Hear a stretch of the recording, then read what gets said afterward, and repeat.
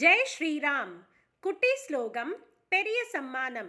இந்த சீரீஸில் இப்போ நம்ம பார்க்க போகிறது சரஸ்வதி மாதா மேலே ஒரு அழகான எளிமையான மிகவும் சக்தி வாய்ந்த ஒரு ஸ்லோகம். சேவிக்கலாமா? ஜெய் ஸ்ரீராம். அடியேனோட எல்லாரும் சேர்ந்து இந்த ஸ்லோகத்தை சேவிக்கணும்னு பிரார்த்திக்கின்றேன். டிஸ்கிரிப்ஷன் பாக்ஸ்லேயோ இல்லைன்னா பிரிண்ட் கமெண்ட்ஸ்லேயோ நீங்கள் இந்த ஸ்லோகத்தை பார்க்கலாம். ஓம் ஐம் சரஸ்வத்யை நமஹ.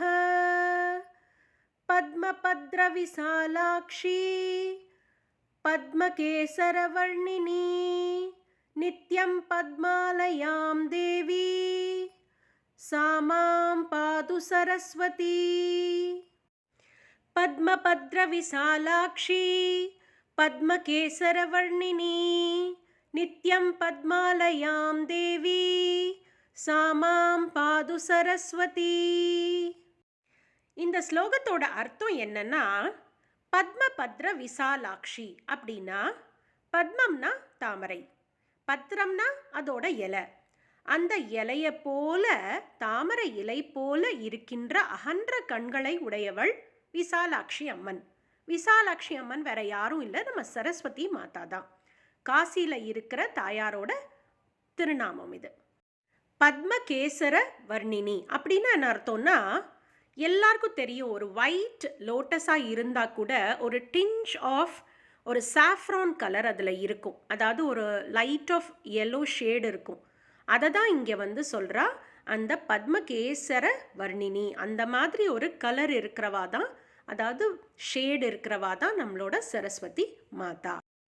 நித்யம் பத்மாலயாம் தேவி அப்படின்னா என்ன அர்த்தம்னா, என்றைக்குமே நித்தியப்படி ஒரு அழகான பத்மத்திலேயே வாசம் செய்யக்கூடிய தேவியான சரஸ்வதியோட பாதத்துக்கு அடியேனோட நமஸ்காரம். ப்ளீஸ் பிரார்த்தனை பண்ணுறேன், அனுகிரகம் பண்ணுங்கோ அப்படின்னு தான் இந்த சரஸ்வதி மாதாவோட அழகான ஒரு ஸ்லோகத்தோட ஒரு எளிமையான மீனிங். முக்கியமாக இந்த ஸ்லோகம் சொல்லும்போது நமக்கு எந்த ஒரு படிப்பு சம்பந்தமாக இல்லைன்னா கலைகள் சம்பந்தமாக எந்த ஒரு விஷயம் நம்ம ஆரம்பிக்கிறதுக்கு முன்னாடி, வித்யாரம்பமோ இல்லைனா ஏதாவது ஒரு புது ஸ்கில் கற்றுக்கிறோமோ இல்லை ஒரு சமைக்கிறோமோ, வாட் எவர் இட் இஸ், எல்லாத்துலேயுமே நம்மளை ரொம்ப டேலண்டடாக நம்மளோட டேலண்ட்டை வெளியில் கொண்டு வர அளவுக்கு அந்த தாயாரான சரஸ்வதி நமக்கு நிச்சயம் அனுகிரகம் பண்ணுவா. மனசால் நம்ம இந்த ஸ்லோகத்தை சேவிச்சுண்டு நம்மளோட நித்தியப்படி காரியங்களை, கடமைகளை அழகாக ஆசையாக பண்ணிட்டு வருவோம்.